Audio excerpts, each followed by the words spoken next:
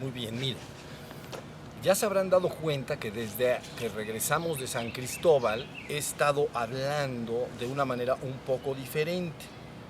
¿Ok? Yo ya les dije, una vez que hemos extraído la crema y la crema de la crema, entonces podemos dar un paso adelante y hablar un poco más de lo que es Anáhuac, Sem Anáhuac, etcétera, y entender muy bien lo que está pasando en el mundo, en América, que es Sem Anáhuac, ¿no?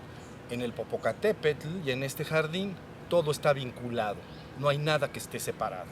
¿Sí se entendió? Entonces, poco a poco necesitan ir ustedes comprendiendo exactamente lo que está pasando. Entonces, voy a volver a hablar un poco en los términos que hablé las dos oportunidades pasadas. Recuerden que estábamos hablando de los arquetipos profundos que la humanidad guarda y que de alguna manera guía sus actos y construye su historia. Entonces alguien que estaba ahí sentada me dijo, ¿qué es exactamente un arquetipo? Entonces siempre que ustedes quieran conocer una palabra deben ir a su origen etimológico. Entonces, por ejemplo, vayan a la palabra arquitecto, ¿ok? Entonces viene del latín y es arco y tectón, ¿ok? Son dos palabras, arco y tectón.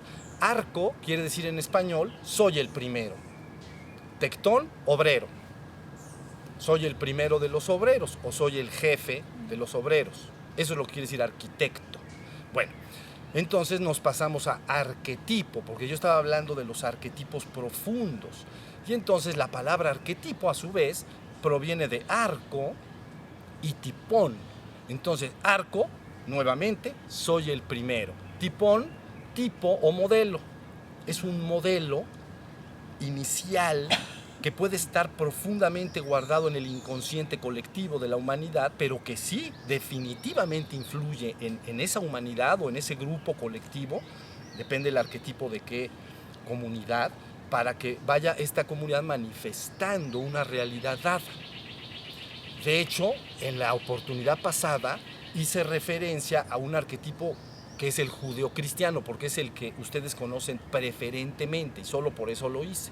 Entonces, en el arquetipo judeocristiano, ustedes tienen todo el proceso de inicio a fin de esta manera. La humanidad vive en un estado paradisiaco, que se llama el jardín del Edén. Y entonces, este jardín del Edén quiere decir en español deleite. Es un jardín, es un estado de dicha original en el cual la humanidad está. Ese es el arquetipo. Pero entonces viene un proceso en que la humanidad se ve forzada a salir. Entonces le llaman expulsada de ese jardín, ¿no? Y empieza todo un devenir histórico donde hay alto nivel de sufrimiento, preocupación, desdicha. Por eso el arquetipo dice, puro arquetipo, dice: la mujer parirá con dolor y el hombre sudará su frente para comer el pan. No dice todo se te va a regalar, se te dice será un ambiente difícil, áspero, digamos, comprometido en tu supervivencia, tendrás que esforzarte para sobrevivir ahí, ¿no? Pero porque está expulsado del reino. Sigan el arquetipo porque luego voy a ir al arquetipo de aquí, el nuestro, el de Anáhuac. Luego entonces viene un devenir histórico de esta manera, pero llega un punto en el cual en el arquetipo a un gran líder de esta comunidad se le indica, Abraham, se le indica, ¿sabes algo? Sal de tu pueblo y de tu gente, ¿no? Él vive en medio, en medio de los ríos Tigres y Éufrates, Mesopotamia, y entonces sal de tu tierra, sal de tu gente, y yo te prometo un lugar donde te vas a instalar, tierra prometida. Entonces él sale, puro arquetipo, ¿entienden? No estoy hablando de historia rigurosa, estoy hablando del arquetipo. Entonces sale él en busca de esta tierra, ¿no? Prometida. Y entonces al llegar a la tierra prometida, se instala en esta tierra prometida y entonces dice, en esta tierra prometida en su momento yo enviaré a un Mesías, a mi hijo. Porque entonces el Antiguo Testamento dice, él me llamará padre y yo le llamaré hijo y a todos los de su comunidad serán mis hijos. Eso es lo que está escrito. Entonces de alguna manera se ofrece que en esa tierra prometida venga entonces un Mesías, un Mesaya, quiere decir un ungido, frotado con aceite. Porque en las comunidades anteriores, cuando alguien entraba en un proceso de iniciación, como un premio, pues, como una graduación, después de algún tipo de práctica determinada, se le podía ungir. Entonces le frotaba con aceite. Entonces se llama el ungido, pero está frotado del espíritu de la divinidad. Entonces dice, enviaré a este Mesías, y entonces el Mesías logrará restaurar no solo a ustedes, pueblo mío prometido, en ese arquetipo, pueblo mío prometido, sino que restaurará toda la humanidad y la llevará de regreso a la tierra, al jardín del Edén, al estado primigenio. Se cierra el arquetipo. ¿Sí se entendió? Estado paradisiaco, pérdida del estado paradisiaco, padecimiento y sufrimiento, espera de un Mesías que viene desde ese estado paradisiaco a revelar la forma en que pueden regresar todos a ese estado paradisiaco, y entonces puede este pueblo ellos se llaman a sí mismos elegidos, el pueblo elegido de Dios. Entonces puedo regresar nuevamente y ser llevado al jardín nuevamente. Entonces restauro lo que se deterioró, lo regreso. Pero dice, no solo a ti mismo, sino a todos los pueblos de la tierra.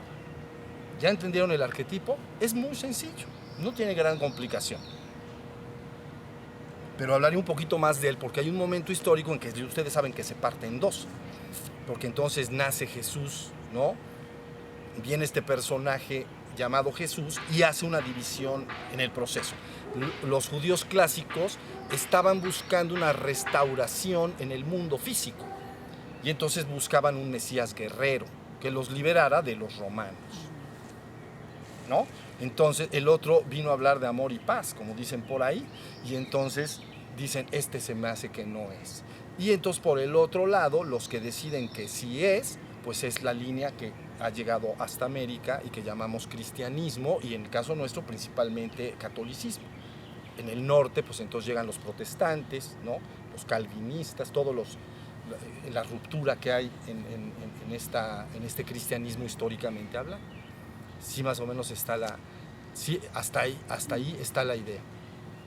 Entonces, con Cristo, dices, ¿cuál es el mensaje de Cristo? Pues es que es el Mesías, pues tiene que decir lo que se espera que diga el Mesías, ¿no? Entonces él viene a decir, mi reino no es de este mundo, mi reino es el reino del Padre. Eso es lo que dijo. Entonces está diciendo, debemos regresar al jardín del Edén, eso es lo que está diciendo el mensaje. Y hace todo su mensaje una clara demarcación, una separación brutal de la cual me ocupé hace algún tiempo, con la parusia. Entonces, una demarcación entre la ilusión del mundo y la verdad de nuestro estado unido a la divinidad. Todo el mensaje de Cristo continua y sostenidamente está haciendo una ruptura entre una cosa y la otra. Esto es la ilusión, esto es la verdad. Si ustedes quieren conocer más a fondo, deben de entrar en una de las páginas de internet que se llama La Parusia, y se van a enterar exactamente de cómo hace estas demarcaciones brutales. Todo aquello que no hace esa demarcación debe de ser dudoso, que viene del mensaje original de Cristo. ¿Entienden? Si hay otro mensaje por ahí que no está diciendo eso, digamos que está un poco amañado el documento con el correr de los siglos. ¿Entienden? Pero si el mensaje dice, separo la ilusión de la verdad y te digo que debes de ir a la verdad, ese es el mensaje original, porque responde al arquetipo que les estoy diciendo. Esa es la esperanza de todos los cristianos del mundo. Entonces él dice, volveré nuevamente. ¿Se acuerdan? Ese es el mensaje. Cuando vuelva nuevamente y sea nuevamente levantado, me llevaré a todos conmigo. Es decir, hace una promesa de que finalmente la humanidad en su conjunto va a regresar al estado paradisíaco. ¿Ya? No dice, él no dice, algunos se van a ir al infierno eterno y otros van a ir a redención. Eso está amañado. Lo que él está diciendo es, cuando yo regrese y sea nuevamente levantado, me llevaré a todos conmigo. Está ofreciendo la redención colectiva de la humanidad. ¿Sí se entendió? Ese es el mensaje real. No está diciendo, pues tú te quedas ahí eternamente en la ilusión y yo me llevo a los que quieran a la verdad. Mucho cuidado con ese mensaje. El mensaje es toditos, todos, más bien todos y todo. Finalmente será restaurado en el estado primigenio. ¿Sí se entendió? Bueno, ahí tienen el arquetipo judeocristiano. ¿Por qué es importante esto? Porque este arquetipo guardado en el subconsciente o en el inconsciente colectivo crea el proceso histórico de la humanidad, de esa comunidad de gentes. Están esperando y buscando que esto suceda y están anhelándolo, etcétera, etcétera, etcétera. Por eso los arquetipos son importantes. Puede la gente no entender esto, pero lo tiene guardado. O sea, una comunidad tiene guardado en su interior el arquetipo y responde al arquetipo. Está actuando de una manera no consciente claramente, pero está actuando en función de estos profundos arquetipos. Son modelos, ideas profundamente guardadas para entender algo que la razón no puede entender. ¿Sí estamos hasta ahí? Bien, ahora nos vamos a mudar un momento y vamos a hablar del arquetipo de Anáhuac. Entonces porque les voy a decir algo, es idénticamente igual, es el mismo, ¿ok? Nada más que les voy a explicar cómo está el arquetipo de Anáhuac. Primero deben de entender que en estas tierras no se concibe el tiempo lineal, se concibe el tiempo circular. El tiempo lineal es una flecha en el tiempo, derecha, y que lo que ha quedado atrás ya no tiene nada que ver conmigo nunca jamás, porque yo voy para adelante. Se llama tiempo lineal, ¿no? Algo así como dice la canción, ¿no? Ya lo pasado, pasado, no me interesa. Eso dice la canción. Pero aunque no te interese, te va a regresar. Miren, porque en honor a la verdad hay un proceso llamado ciclos, y los ciclos regresan. Si quieren ver el más evidente es el invierno.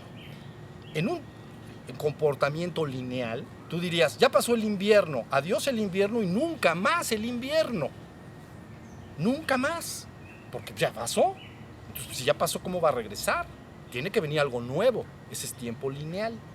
Tiempo circular quiere decir que entonces repite lo mismo. Eso se llama tiempo circular. Quiere decir que los eventos se dan en un proceso cíclico y regresan a ti una y otra vez. Si fuera perfectamente circular, tú no podrías construir tu día más que idénticamente igual como lo hiciste el día anterior. Pero eso no es así. Lo que sucede es que el universo en sí mismo, la existencia, tiene una cosa que se llama línea de tiempo, pero en macrocósmicamente tiene como un sentido hacia adelante, no hacia atrás. En el mundo de las partículas esto tampoco es así, ¿ok? Pasado, presente y futuro no tienen ningún sentido para las partículas, pero macrocósmicamente todo avanza hacia adelante. Quiere decir que seguramente mañana que te despiertes va a ser domingo, no va a ser viernes. Entonces todo va hacia adelante. ¿Sí se entendió? Entonces, debido a que toda la existencia marcha hacia adelante, el proceso circular te alcanza, pero un poquito adelante. No llegas al mismo punto, idéntico. Haces esto, pum, y entonces se llama espiral ascendente. ¿Ya lo entendieron? Haz esto. Entonces, siempre llegas al mismo punto. Este es el punto de partida. Dices, y haces esto, pum, llegas al mismo punto. Pero un poquito adelante. Un poquito adelante. Un poquito adelante. Es decir, tú amaneces hoy y eres mexicano, te llamas igual y amaneces en el mismo cuarto. Raro sería que abres los ojos y digas, soy polaco, me llamo no sé qué nombre y soy de raza amarilla. No, pues eso no va a pasar porque regresa el proceso así. ¿Sí se entendió? Eso es lo que técnicamente llaman karma, pero me ocuparé de ello un poco más adelante si nos da tiempo, de lo que es el karma y de cómo regresa el karma a ti, derivado de tus actos. Solo tienes 3 posibilidades de acción: mentales, verbales y corporales. El ser humano no puede hacer otro tipo de actos en la existencia. Actos mentales, lo que piensa y siente; actos verbales, lo que dice; y actos corporales, lo que hace. Y esos actos están creando este proceso de devenir. ¿Ya se entendió? Lo más seguro es que la persona, cuando se para en la mañana, por todos los actos que ha generado, vuelve al trabajo que hacía ayer. No lo puede cambiar radicalmente y así sucesivamente. ¿sí? Se introducen nuevos actos, puede ir cambiando cosas de trabajo o de país. Si empieza a pensar en mudarse a otro país, poco a poco esos actos empiezan a influir hasta que finalmente un día agarra un avión y se va, porque son nuevos actos que están siendo introducidos. ¿Ya vieron? Entonces propulsan mis acciones y me llevan a ese país donde yo considero que voy a tener un futuro mejor. Pero no de un día a otro, no es instantáneo. Se tienen que sumar muchos actos. Es lo que se llama acumular karma. Muchos actos sumados para que se vaya creando una realidad dada. ¿Estoy explicando esto? Esto es lo que se llama karma, porque la palabra karma en español quiere decir acción. Literalmente es acción. Entonces quiere decir que karma son todas mis acciones. Sí, ¿cuáles acciones hago? Ya les dije, mentales, verbales y corporales. No puedes hacer otras, no hay otras para el ser humano. Y ello va construyendo tu devenir, o lo que tú llamas tu realidad o tu mañana, y que solo la puedes alterar modificando tus actos, tus pensamientos, tus acciones. Puedes ir moviendo poco a poquito ese mañana, si no, no lo puedes mover. ¿Sí se entendió? Bueno, el concepto entonces mesoamericano de el tiempo es es circular, y la verdad es que así funciona. Seguramente dentro de pocos meses va a haber invierno. Entonces se está juntando este proceso que se llama ciclos a todas tus acciones. Sí estamos hasta ahí. A ver, síganme bien porque esto es ya bien importante. Ahora, yo dije, en estas tierras se habla de que estábamos en un quinto sol. Eso fue lo que dije. En ese quinto sol lo dividimos, son 5.120 y tantos años, pero pónganle 5.000 años. Entonces es un ciclo, pero dentro de este ciclo circular de 5.000 años, tenemos un ciclo menor de 1.000 años. Y ellos, Mesoamérica entiende entonces este concepto un poco de Mesías como una conciencia que periódicamente, es decir, en forma circular, repetido cada milenio, hace un esfuerzo civilizador para civilizar a esa comunidad. Entonces, se entiende como que está 5.000 años, empieza, a los 1.000 años viene un esfuerzo civilizador, a los 1.000 años otro esfuerzo civilizador. Yo les dije la vez pasada, para que no nos podemos ir más atrás, pero les dije en el año 0, entonces esta conciencia de Quetzalcóatl, ¿no?, influye para que se dé el nacimiento de la civilización de Teotihuacán. ¿Ok? Y luego dije, 1.000 años después, ¿no?, eso vivió 700 años, luego viene la oscuridad. Pero luego, en el año 1000, entonces resulta que viene el surgimiento de Tula, donde ya literalmente el rey, vamos a decir, el monarca, era monarca político y era serpiente emplumada. Y es lo que la gente entiende como Quetzalcóatl. ¿Sí estamos? Entonces en el florecimiento brutal de la civilización. Nomás estoy hablando de estos 2.000 años. Año 0, Teotihuacán. Año 1000, Tula. Y entonces ahí ya está el que ustedes conocen bien como Quetzalcóatl. Seacatl Topinztli Quetzalcóatl. Su nombre es Uno Caña, ¿no?, nuestro príncipe, el cuarto paso de la serpiente emplumada. Ese es su nombre. ¿Ok?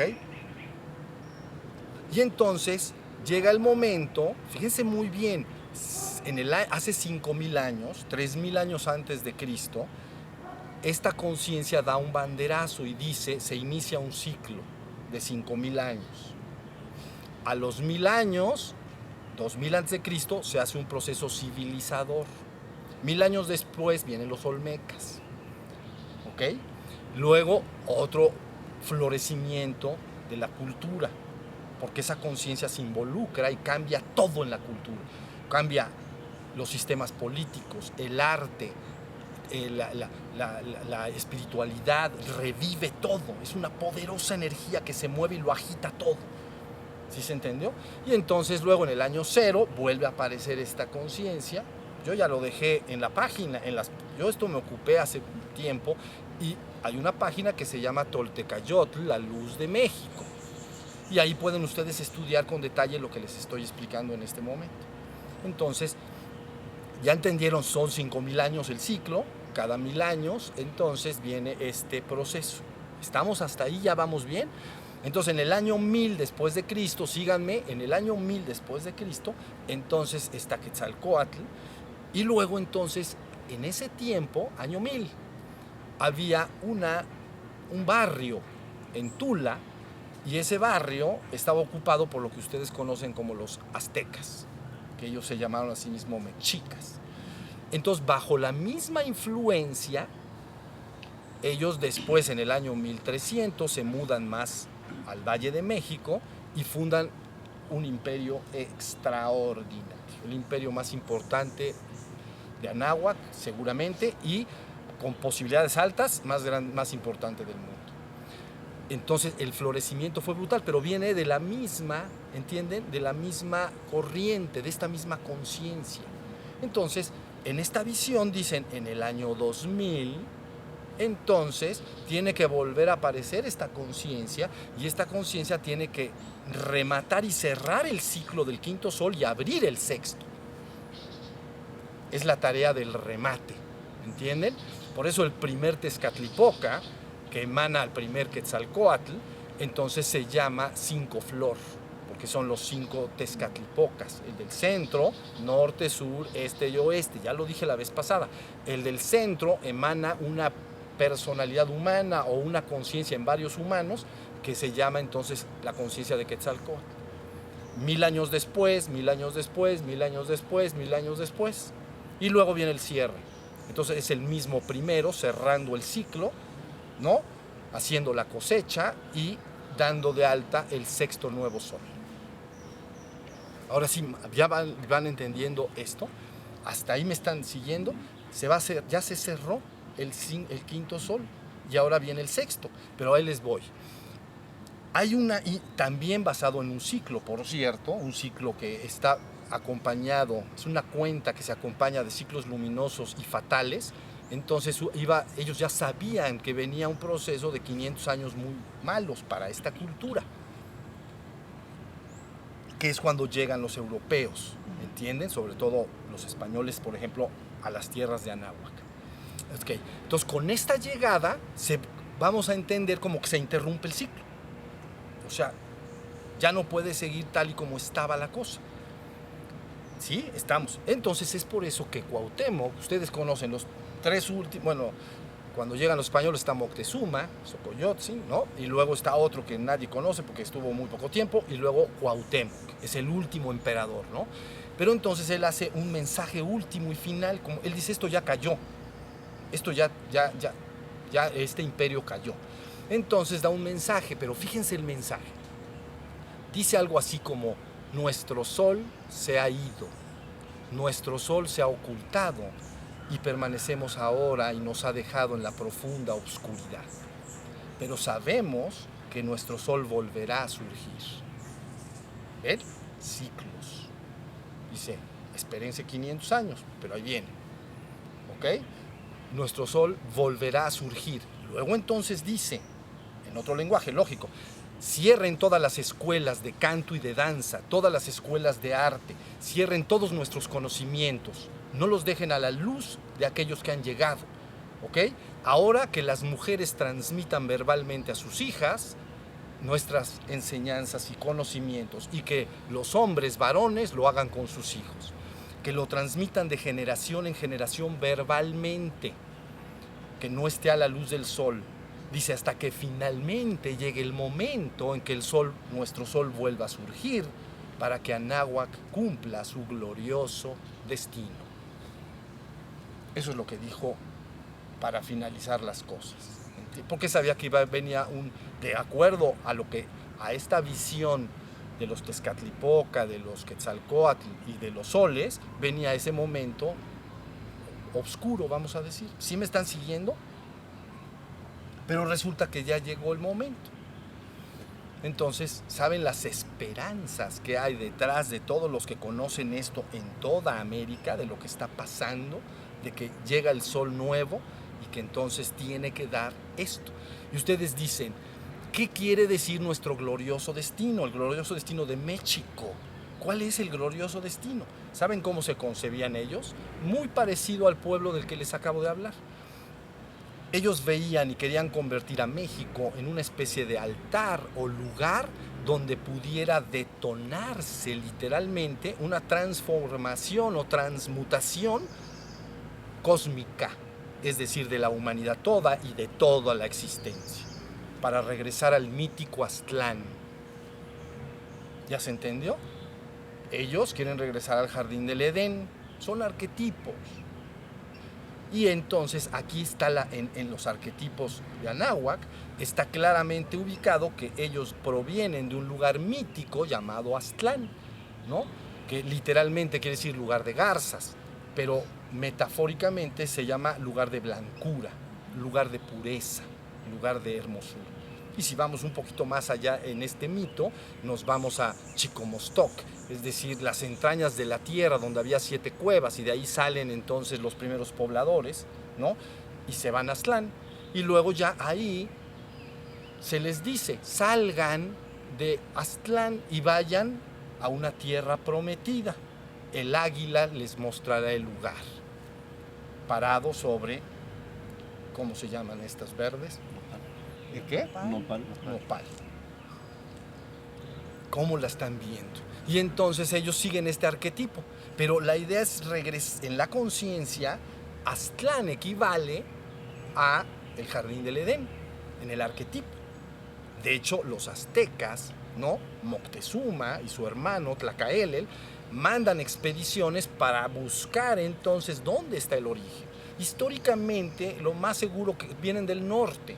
Seguramente es lo que es vamos a decir, California, por allá, ¿no? Expulsados por otras tribus que seguramente los atacaban. Pero yo estoy hablando del arquetipo, no estoy buscando la parte histórica formal.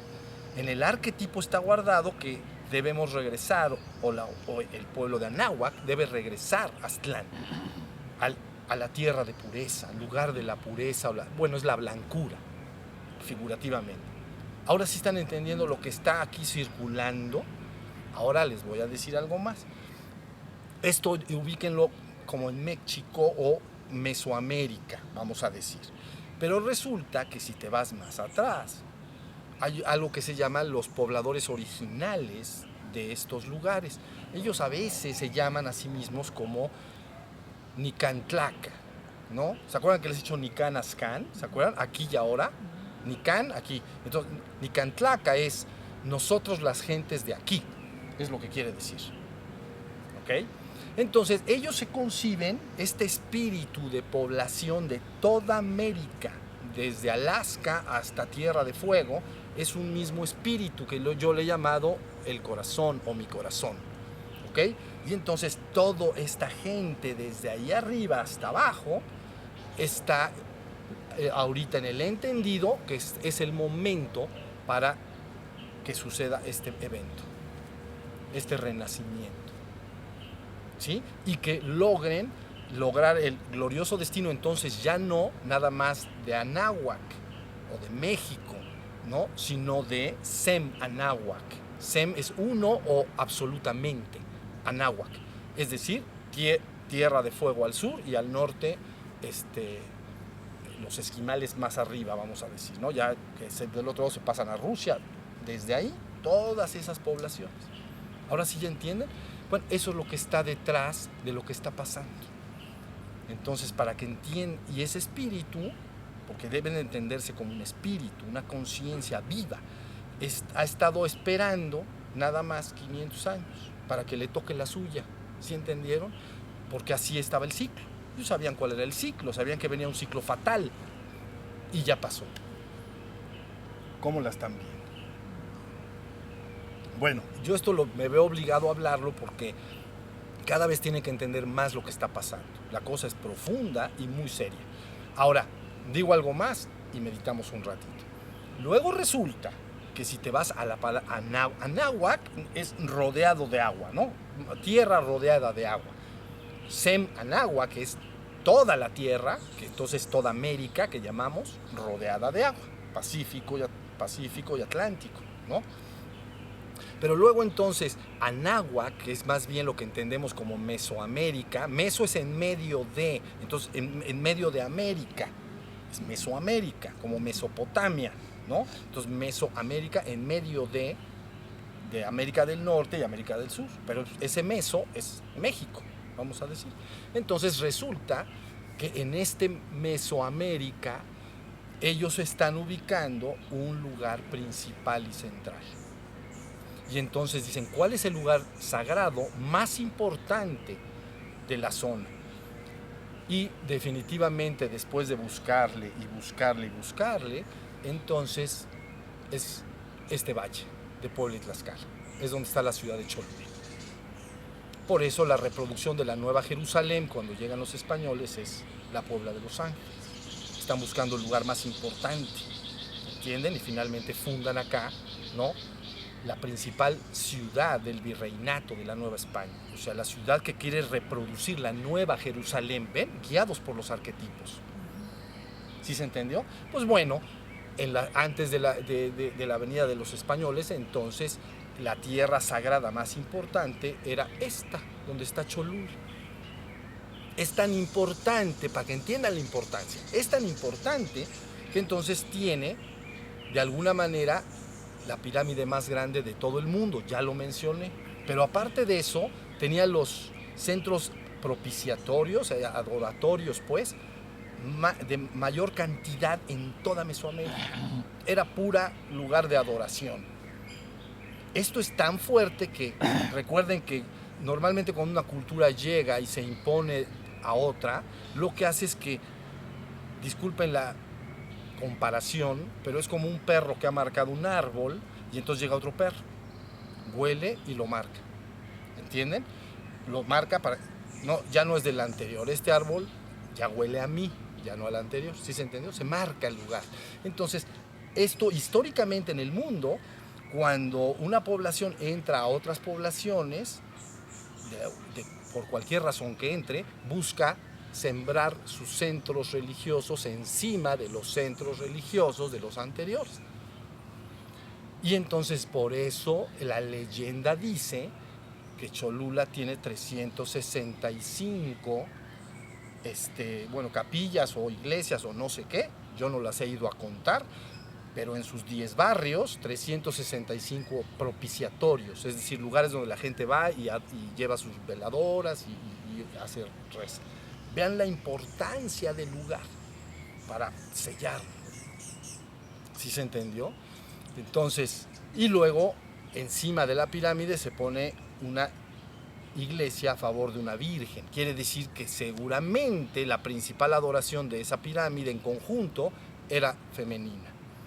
Y luego en el Zócalo, entonces, en la Capilla Real, siembran uno masculino, la Capilla Real, porque ahí está entonces Quetzalcóatl, donde dio su enseñanza. ¿Sí se entendió?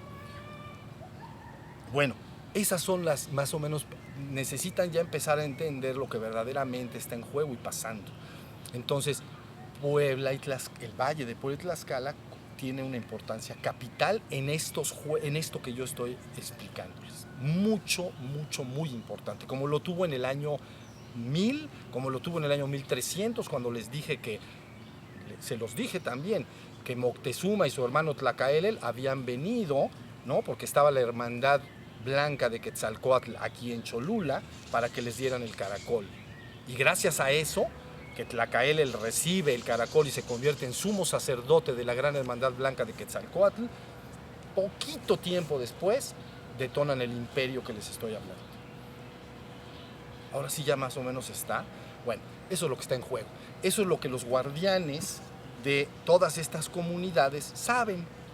No necesariamente el hombre común y corriente de la calle. Ellos están ocupados de la economía, la necesidad de trabajar, de cuidar a la familia, de educar a los hijos. Yo eso lo entiendo, pero hay guardianes que conocen muy bien lo que les estoy diciendo hoy y están perfectamente pendientes de cómo se están moviendo todas estas fichas, porque conciben a los Nicantlacan como, o sea, a los habitantes de aquí como si fueran una sola gente, que ahora está dividido en muchos países, pero en mucho más comunidades indígenas. a lo mejor cientos, ¿entiendes? Así como si dices huicholes o dices tarahumaras, ¿entiendes? Son dos diferentes nombres, pero ellos se conciben como una sola gente, un solo espíritu, que ahora va a hacer esto que estamos explicando. ¿Ya vieron lo que está pasando? Entonces, bueno, me veo forzado a hablarles así porque ya llegó el momento de cada vez tener más claridad. Entonces ustedes dicen, ¿qué toca ahora? Yo les voy a decir, yo les dije al principio, ya termino porque es mucho lo que he dicho. Miren, yo les dije lo que está pasando en el mundo, lo que está pasando en América, lo que está pasando en México, lo que está pasando en el Popocatépetl y el Ixta y lo que está pasando en este jardín, todo está vinculado. Todo está vinculado. Solo tu mente puede separarlo y pensar que son eventos separados uno del otro. Yo los veo perfectamente unidos. Los entiendo como una sola unidad. Punto. Entonces, de ahí que hagamos una revisión de lo que se hizo, pero eso lo platicaré yo creo la semana que entra porque es mucho ya lo que he dicho.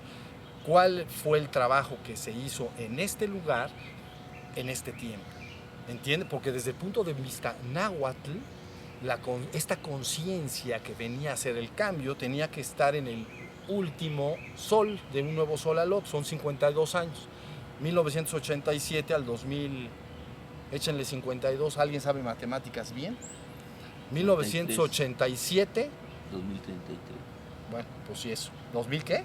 33. Bueno, sumarían 52 años, un fuego nuevo. Entonces, ese es el periodo que los náhuatls conciben que se tiene que dar el cambio. Los mayas piensan en catunes, entonces dicen, no, debe de ser más reducido. Eso es un catún de 19 años, de 1993 al 2012. En 1993 es cuando empezamos a dar las clases exactamente ahí en el Hotel del Alba. Bueno, pero ya creo que dije demasiado. Entonces, mejor la próxima vez con calma les explico qué es lo que siento que podemos hacer para colaborar con todo esto, qué es lo que verdaderamente se ha hecho, ¿entienden? El trabajo acumulado que hemos venido haciendo nosotros acá y cómo podemos colaborar para propiciar este glorioso destino de México. ¿Estamos? Bueno, si alguien tiene una pregunta sobre lo que he dicho, bien, y sobre lo otro lo platicaré la semana que entra. Esa ebullición o todo lo que está haciendo el Popocatépetl, ¿se podría pensar como que es un periodo de purificación? Activación. Sí, purificación, activación. Es que no, la cosa no, la conciencia no está desconectada. Digamos que la gente cree que está encerrada dentro de su cuerpo y que su conciencia no tiene nada que ver con la conciencia de otros hombres y de otros reinos, como los animales, las plantas y menos la naturaleza. Pero cuando la naturaleza empieza a hacer cosas, es parte de toda una activación de la conciencia. Entonces el Popo está activándose en tiempo y forma. Yo he trabajado en tiempo y forma. Así trabajo, ni modo. Soy muy ordenado. Entonces les voy a decir esto y termino. Miren, de los 42 a los 49 años, no voy a ir más para atrás. De los 42 a los 49 años, lo que decidí que debía hacer es demostrar que las principales tradiciones espirituales del mundo decían lo mismo en su esencia. Se cumplió en tiempo y forma. Todavía no estaba la toltequidad, ¿ok? Bueno, eran 8 las que fundí en ese momento. Bien, luego 42 a 49, luego de 49 a 56, resulta que dije, bueno, me gustaría definir y clarificar un poco más lo que es la parusía, la segunda venida de Cristo. Y entonces hablé de ella como un proceso que se debe llevar a cabo dentro de la propia persona y no como algo que debe, el concepto clásico, ortodoxo, cristiano clásico es que Cristo vendrá entre nubes con sus ángeles y que entonces hará el cambio así. Yo en esto que dejé ahí explicado y grabado y que está en internet, dije, es un proceso que debe llevarse a cabo dentro de la propia persona. Respondiendo a las palabras de Cristo cuando dice, aquel que me ame y guarde mi palabra, mi Padre y yo le amaremos y vendremos a Él y haremos morada en Él. Entonces, eso hice en ese tiempo. Luego dije, ahora sí ya llegó el momento de incorporar la toltequidad.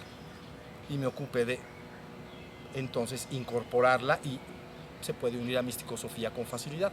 ¿Qué es lo que dice la toltequidad? Que te tienes que convertir en un Tlahuizcalpantecutl, aquel que se hace morada de la luz.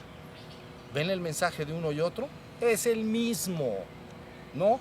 Aquel que escuche mi palabra, que me ame, mi Padre y yo le amaremos, vendremos a Él, que somos la luz del mundo, y haremos morada en Él, la luz morará en Él.